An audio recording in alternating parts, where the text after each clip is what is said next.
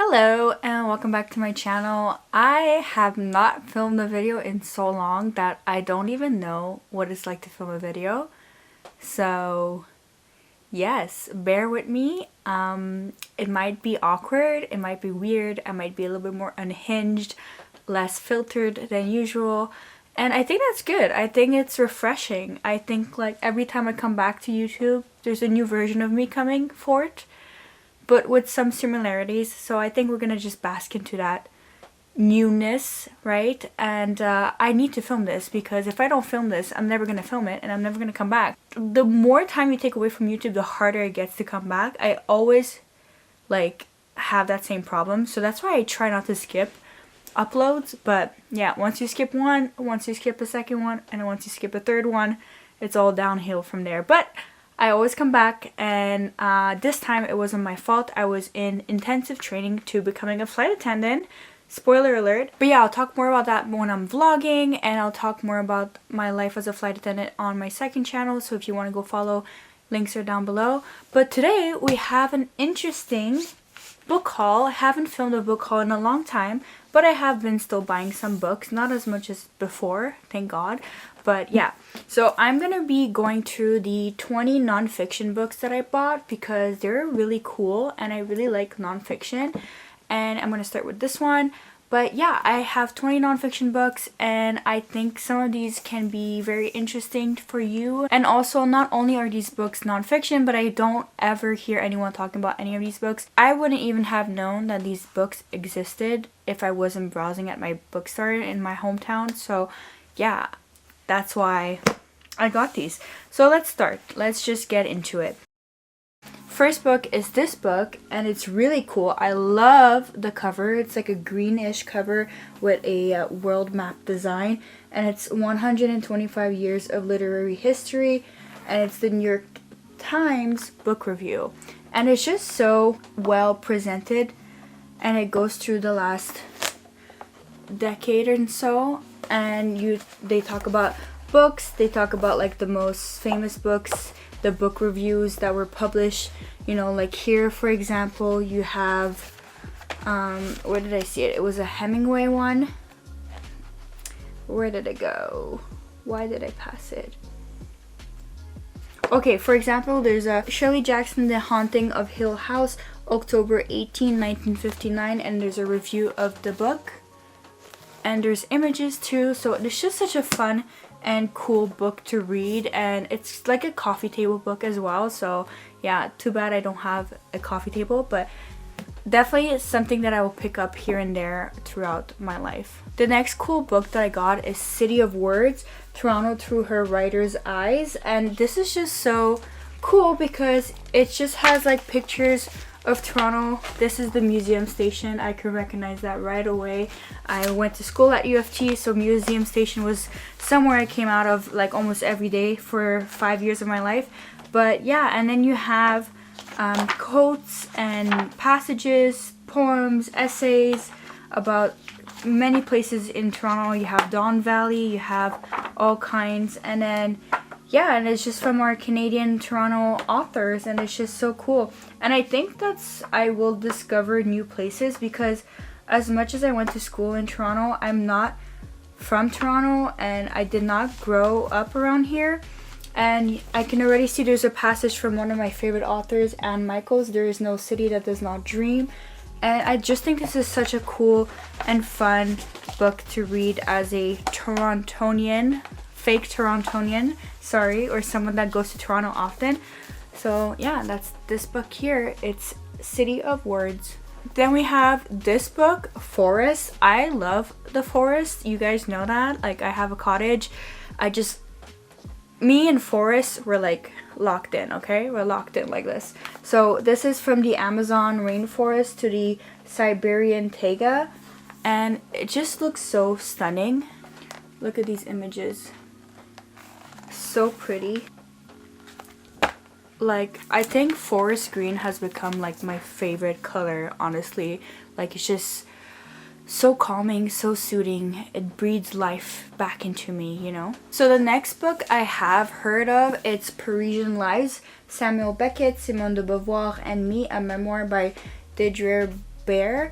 And listen, I love French authors. I did a master's in French literature, and I think this is an autobiography of this person that intimately known Samuel Beckett and Simone de Beauvoir, but I shall read this and figure out what actually happened and what this is about. But I've seen this book around and I've always wanted to get a copy, so this one is the only one that I know of before purchasing. So I'm excited to read this and report back. Now this next book, I thought it was nonfiction. I picked it up because it was in the nonfiction section, so I think the people that shelved this book thought it was nonfiction as well, so I thought it was nonfiction. And obviously I read the title and I wanted to read it because, as you guys know, I'm really interested in art theft and art history as of last year. So it's The Art of Violence by S.J. Rosen, but it is a Lydia Chin Bill Smith novel. I don't know, it's probably like part of a series or something, but it does still have to do with art, like, you know, violence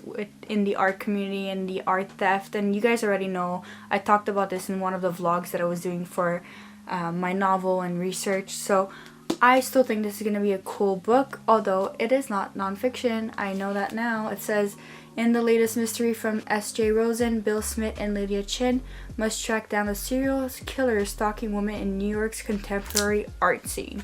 Still sounds something like I would love to read. So this one is a nonfiction. It's The Woman Who Stole Vermeer, the true story of Rose Dugdale and the Rosborough House Art Heist by Anthony M. Amore. And this just looks so good, and I never hear about women who steal art, so I think this is gonna be fascinating. I've heard of other people that steal art, like the guy that stole art in The Art Thief. What was his name? That French guy. I forgot his name. If I remember it, I'll insert it here.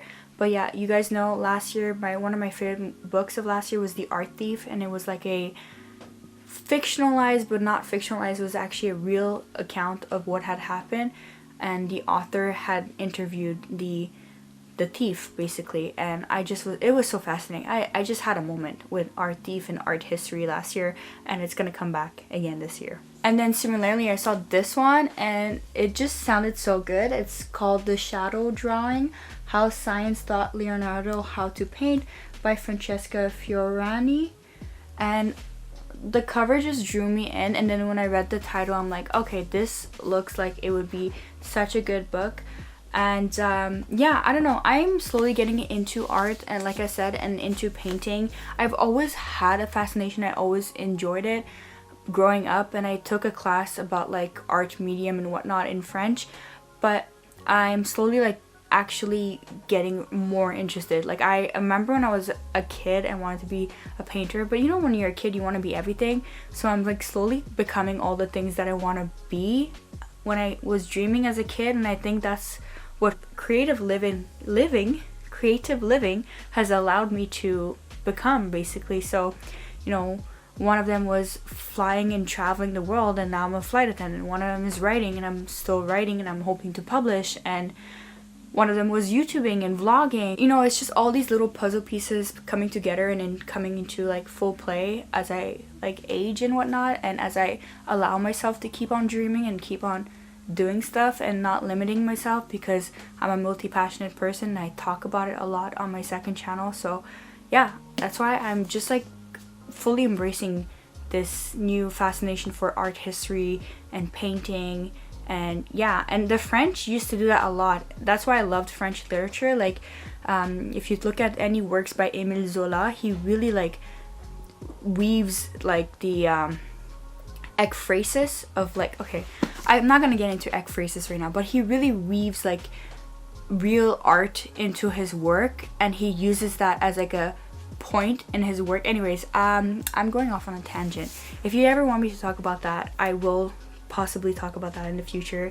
And that's why I like the French stuff and the French literature, because, or I mean like classics, because classics used to be like every domain used to be involved together back in the classics, because like we didn't have TVs, we didn't have social media. What were we doing? We were analyzing art, we were stealing art, we were trading art, and we were writing about stuff and about society and about art and about artists. And yeah, I'm gonna move on. Then I got a self-indulgent book because I've seen the video, okay? And it's called When Marilyn Met the Queen, Marilyn Monroe's Life in England by Michelle Morgan. And I'm just so fascinated by Marilyn Monroe. But not only that, the Queen too. Like, she was such a prominent figure. And she's met everyone. And like, I don't know, it's just so weird and fascinating at the same time. And yeah, I just want to read about Marilyn Monroe's life in England, apparently. So I feel like I don't know that much about Monroe. I just know from bits and pieces, and it's something that I'm like, I want to know. I just want to know where it's at, like what's happening, what happened, right? So I'm just a nosy person, essentially. Then I got this book. Now we're going into more like poetic poetry writers. So this book is called A Legendary Dinner with Keats, Woodsword, and Lamb by Stanley Plumley, and it's called The Immortal Evening. Obviously I know Keats, obviously I know Woodsword. I don't know who Lamb is, but this just sounds so interesting. And Charles Lamb, who is a guest at the party. So it's after thoughtful and entertaining discussions of poetry and art and their relation to Enlightenment science, the party evolved into a lively evening. The legendary event would prove to be a highlight in the lives of these immortals. So I want to see or hear what happened that night that like changed everyone's lives, because obviously we know Keats and Woodsword, they're like primary figures in the Romantic era. I studied a lot of Woodsword in university, so I obviously had to pick this up. You would think I'm a Wordsworth super fan. I'm really not. I'm just like interested because why is he getting so much coverage versus Coleridge, right? Because they did their lyrical ballads together. But yeah, this is The Poet Who Changed the World, Radical Wordsworth by Jonathan Bate, and just sounds so good. And I want to read more about Wordsworth the man, and read more about what other people have to say about his poetry and why it was so revolutionary, because like I get it, but at the same time I'm like not too sure why he's getting more credit. So maybe I need to brush up on some knowledge on Wordsworth, because I don't know, I have a memory of a goldfish at this point. Then I got The Young H.G. Wells, Changing the World by Claire Tomalin. I don't know why I got this. It just looks so interesting. He looks like an interesting figure. I think he has a lot of contradiction around him, and he was known for like how you call that kind of literature that he writes. Okay, so apparently he wrote social commentary, politics, history, popular science, satire, biography, and autobiography. And he has been called the father of science fiction. Okay, I wanted to say science fiction, but I wasn't sure. But yeah, he was called the father of science fiction. And I have yet to... Actually, I've read 2 short stories by him. Never mind, I have read stuff by him. Yeah. I need to read more. I don't know why. I thought he did like utopian horror, but I think he does do utopian horror as well. Yeah, he's just like one of the authors that I haven't read enough of, but I know of him. Like, yeah, Alien Invasion, The War of Worlds was adapted from his story, so there's that as well. I remember watching that movie. I think Tom Cruise is in that movie, or Tom Hanks. Tom Cruise. And young Dakota Fanning, if I'm not mistaken, but yeah, I'll put the movie poster here if I'm right. If I'm not right, I'm just holding this awkwardly here. Okay, thank you. Then I got this one. Honestly, I got it because of the cover, but this sounds interesting as well. So, also a poet, Frank O'Hara, My Father and Me by Ada Calhoun. And this just sounds like another biography that's going to be interesting. And, you know, it's always interesting to read things about people that have known people directly, that have known famous writers of our generation past, because it's like a different look into a writer's life, and a like a second hand account of people that you're like close to but not really close to, if you know what I mean. Like, I just am a nosy bitch. That's it. Okay, I got 2 food books again. You guys know my obsession with food. I think it's from my long-standing history with eating disorders. So, you know, I feel like knowing about nutrition is helpful though, and like makes me feel better. Although I've been accused of orthodoxia. Orthodoxia? Is that how you call it? My brain is on its last leg today. It really is. I blame jet lag and always flying in the air. But yeah, I got this book. It's called What's Eating Us by Cole Kasdan. Woman, Food, and the Epidemic of Body Anxiety. That's great. And I got Genn Eating, The Science of Obesity and the Truth About Dieting by Jill Yale. And just so happened that these 2 books are this shade of blue and that they match, kinda. So yeah, they both sound really interesting, really fascinating, and yeah, I can't believe I read books about food and nutrition, but they are kind of interesting. And you know, majority of our life and how we live our life and how we end up expanding our life is with how much food we do and do not consume, and what kind of food we do and do not consume. So it makes sense to be fascinated about this topic, and also like not to be too fascinated when you have a past relationship with eating disorder. But I think knowing and understanding that like there's a way of eating food for pleasure and food for health, that helps me, you know, on this long journey of forever recovering, I guess. Then I got Grief Works, Stories of Life, Death, and Surviving by Julia Samuel. I think I heard about this book before. This is another book I heard about maybe, and if not, I only heard about the other book. It says self-help as its most philosophical, practical, and profound. And I just love the cover. I feel like sometimes you can really tell about a book through the cover, but yeah. And on top of that, the Endpapers are so pretty. So Julia Samuel is a grief psychotherapist, has spent 25 years working with the bereaved and understanding the full repercussions of loss. This deeply affecting book is full of psychological insights on how grief, if approached correctly, can heal us. Through elegant, moving stories, we learn how we can stop feeling awkward and uncertain about death and not shy away from talking honestly with family and friends. This extraordinary book shows us how to live and learn from great loss. That's so nice. That makes me sad and also hopeful, but yeah. Okay, 2 more heavy hitters. I have Surviving Autocracy by Masha Gessen. I think I saw her give a talk. Yes, I definitely saw her give a talk 2 years ago at the Toronto Author Writers, TIFA? Toronto International. Let me Google, because girl, I've been losing my brain. TIFA? It's TIFA, Toronto International Festival Authors. I've heard Masha Gessen talk about basically, you know, the digital age and how journalism is important now more than ever, but that journalism is being corrupted by, you know, our governments and clickbait titles and whatnot. So I think this would be really interesting to read. And I also got the US Anti-Fascism Reader, and it's edited by Bill V. Mullen and Christopher Viles, and it just sounds like